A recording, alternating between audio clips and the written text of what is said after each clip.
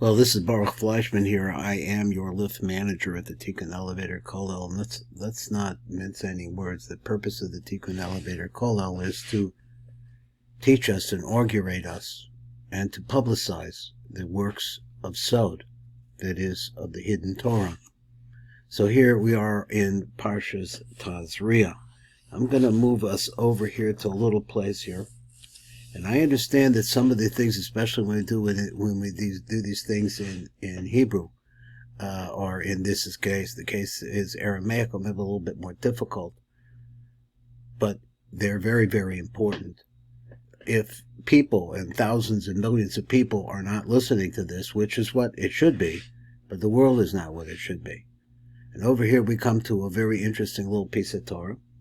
And the Torah says like this. Well, actually, the Matok Medevash brings us, before he gets into the little piece that we're learning now,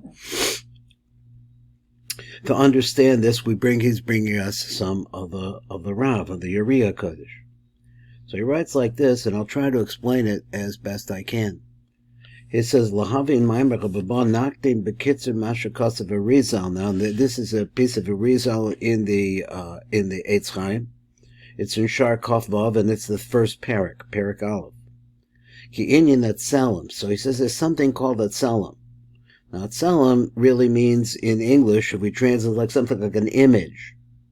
So he says that Atzelim, of course, Atzelim we've seen in other places as we learn the Sod. It has different meanings, but it is a form of light that is coming from Ima, that's Bina. So he said, Kul levush dak, it is a very, very fine clothing. Ruchni, which is spiritual, strictly spiritual.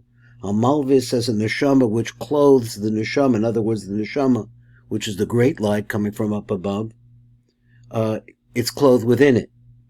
So actually, it's a little bit of each. It's a little bit of a neshama, and it's a little bit of a body, something physical, and it's similar to both of them. And so therefore it becomes a lavush, a tzelem, and an image of both. In other words, it's sort of like an image of both. I mean, it looks like them. The shneim. Neshama. Now let's go to the neshama. The neshama comes from bina. So this is what we said before. Ima, or comes from bima. Mislaveshes beguf be'emsos levush tzelem hazeh. Comes into a person's body, clothed in the medium of the tzelem. But the neshama itself is a chelik from the eternity. So that lives within it. So there's a portion of eternity that lives within us. So therefore, here's man in this world, physical man, with a neshama which is everlasting within him, but it has to be clothed inside of an actual human being. So he said, when it comes into this world, hulitzaref, what's the reason why it comes into the world? Is in order to purify, ulavara, and refine, ulalaven, and whiten, esatzalam hanaasem mechanitzutzim, from the tzelem itself, that was made from sparks, shenaflo toch klipas noga, that fell into the klipa, which is called the klipas noga, and I will explain. The klipas noga is an area at the outer edge of the spirituality of this neshama. So the neshama, which is inside of us, is very close, which is inside of us, has an outer fringe, which is very close to the klipa itself. In other words, a false illusion, the illusionary reality in which most of us live. So shenafla v'toch klipas noga, and that's the klipa noga, is in between what is pure, in other words, tahor and kodesh, and what is impure, which is false ideas and false desires. It is in between. So the metaphor that the Rav gives us in other places, it's like an image, if we could say, of the top part of which is 100% kadosh, but the bottom part is 100% not kadosh. This is the klipa noga at the very fringe of spirituality. So he said, "V'tikunu al yedech v'chatera v'amitzvah." So how, in fact, do we able to perfect this neshama in this world? Is by doing the Torah and the mitzvahs. So according to the ability of a person to make a tikkun in the tzelem, just like this is the way that the portions of his neshama come in. In other words, the more a person is able to misakein his behavior and what he does in this world, the greater will be the power of this neshama, which is eternal. Now, when a person gets a little bit older, like I'm slightly older than I used to be, at any rate, you start thinking a lot about mothers, about death. So after Achar Mos Adam mislavish zechat selim. So what happens now? This selim, which is a clothing of itself, which clothes the neshama. So it says Adam mislavish zechat selim im haneshama shebesochot, with the shama that's inside of it. Levush zak ruchni. It becomes clothed in a very, very fine. After a person dies now, the selim is no longer in the body because the body is dead. So here now we have the tzelem on the outside of the body, or away from the body, I don't know, separated from the body. And the tzelem itself is clothing the neshama at this point.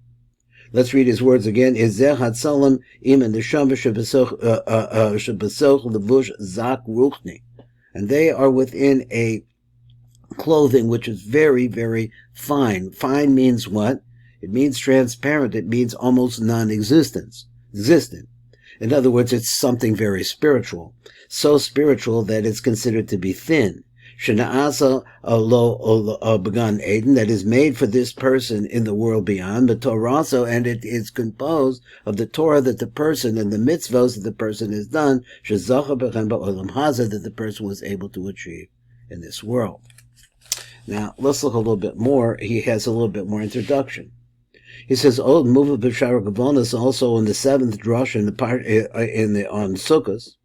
Sheyesh ba'adam selim echad. Their person has, it is a quote from over there. Person has this one selim.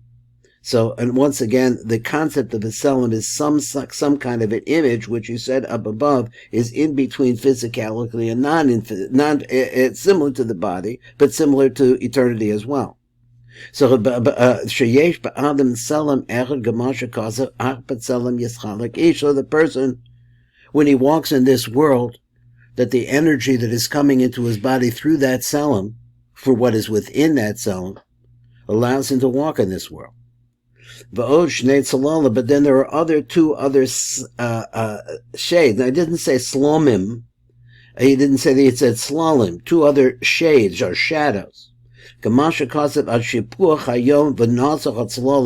day blows by, and then we have a quote over here, and the tzelim leave, the tzlamim leave, the tzlalim leave, the shades, the shadows leave. Let's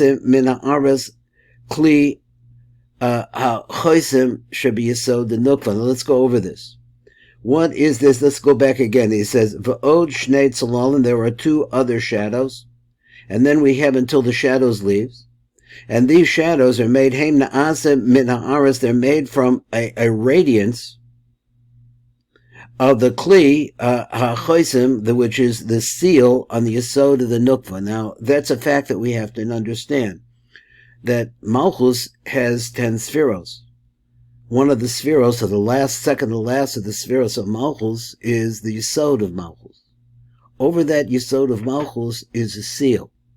So in order for Yichud to take place between the Yesod of Zer Anpin and the Yesod of Malchus, then that seal has to be penetrated, or to be able to open it.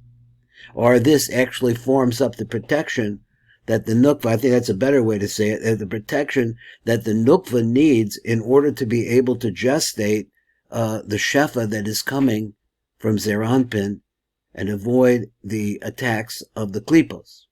So he says in Nukva, and this chosim, what does it do? Nishemeres nishmas ha'adam, this guards the neshama of a person, minachitzoni, from the falseness of this world, shelo yisachzu ba ein sham, so that they should not get a hold of that. So look over there, you'll see that. Now, a little bit more we have now is of a cause of Hamikdash Melech. The Mikdash Melech is the main pirush on the Zohar from the past. Shegavanas latest ana ba'olam hazeh. What's the purpose of a person being born into this world? Hu levarer as an itzutzim kedishim b'shaycham alav. is to refine out by the doing, as we said before, of Torah and mitzvahs, the varetz and nitzutz and kedusha mashaychim alav, which are pertain to this particular person, this particular aspect of this neshama.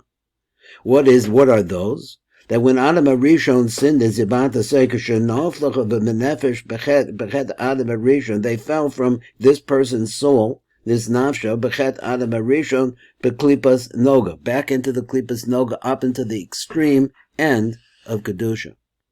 V'chabiruhu al yedei a mitzvah shemekayim. So once again, the process of refining this soul, refining that which is attached to the soul, to make it so that it is pure, this is done through Torah and mitzvah.